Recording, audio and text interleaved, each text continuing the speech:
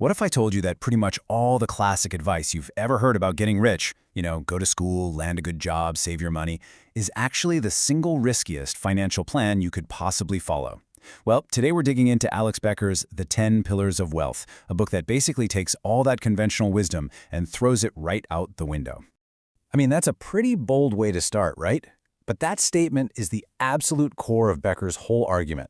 He truly believes that the traditional path to success, the one that's been drilled into our heads forever, isn't just slow. He thinks it's a system that's designed to keep you from ever getting truly wealthy.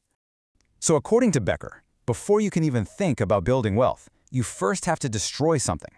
You have to find this one, single, poisonous belief that's sabotaging your entire financial future before you even get started. And here it is. This is the big lie. The idea that becoming wealthy is totally out of your hands, that it's some kind of cosmic lottery reserved for tech geniuses or Wall Street wizards, or people who just get lucky.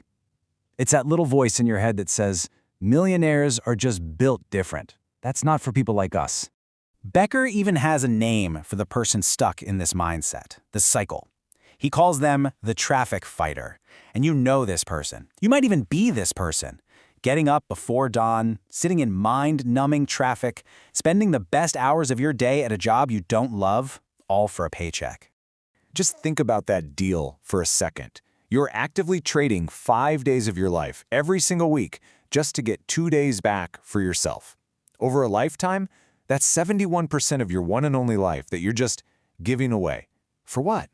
And that huge sacrifice is what leads you right into what Becker calls the get-rich-slow trap. It's that classic advice we all know. Work hard, save money, put it in your 401k, and then, fingers crossed, you can retire when you're 65. But here's the twist. Becker says this so-called safe path is actually the biggest gamble you could ever take.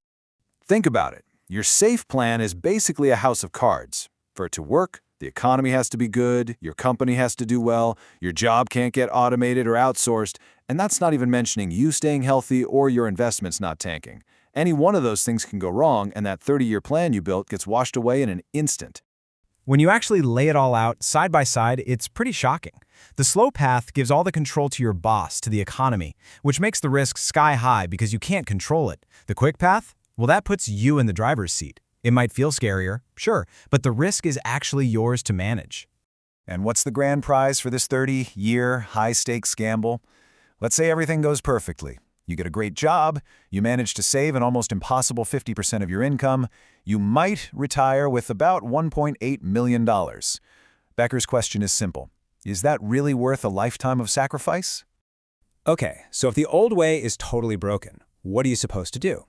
Well, it all kicks off with a massive shift in how you think. It's about ditching the old mindset and adopting the mindset of an entrepreneur. And this is the question, right? This is the part that sounds like some crazy infomercial promise. But Becker swears the logic behind it is way more practical and way more possible than you'd ever think. And this is the core of that new mindset. See, making money isn't like playing the lottery. It's not pure chance. It's more like getting really, really good at a video game. The first time you play, you're going to be terrible. But you learn the rules, you learn from your mistakes, you try again, and if you just keep at it, you will get good. You'll level up. And look, this isn't just some abstract theory for him. This is literally his own life story. At 23, he was fresh out of the Air Force with basically nothing. By the time he was 26, he was pulling in millions a year. His journey is the proof that this philosophy can actually work. So the entrepreneurial path isn't about making one giant risky bet on some crazy idea. It's actually the complete opposite. It's a system for making failure affordable. You live cheap to lower your personal risk, you start a business that doesn't cost a fortune, you expect to fail, and you treat every failure like a lesson. Because you only have to get it right one time to change your entire life.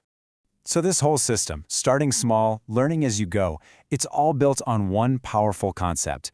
It's the one thing that truly separates the traffic fighter from the entrepreneur. This is it. This is the heart of the whole thing. In this model, your income isn't something that's decided by your boss or the stock market. It's a direct result of what you put in, what you learn, how hard you work, what you build. You are in total control. So really, it all boils down to these three simple ideas. Number one, you are in control of your life. Number two, you can get better at anything if you just practice. And number three, and this is a big one, you are allowed to fail. It's not the end, it's part of the process. But at the end of the day, this isn't just a debate about how to make money. Becker argues it's a much bigger choice. It's about what kind of life you actually want to live. Because when you succeed at building your own wealth, you get 3 things that make for a truly high-quality life. Yeah, sure, the luxuries are nice, but the real rewards? Being free from the constant stress of money. And most importantly, having an abundance of choices about how you spend your time. And this brings us right back to that terrifying trade-off of the slow path. You give away the best, most energetic years of your life for a pot of gold that you might be too old or too sick to even enjoy, and that's assuming the whole risky plan even pays off. To Becker, that is the worst deal imaginable. So, it really all comes down to a choice. The life of the traffic fighter comes from one set of beliefs. Financial freedom and control come from a totally different set. Becker's final point is that you don't choose your life directly. You choose what you believe, and your beliefs create your life. The only question left is, what are you going to choose to believe?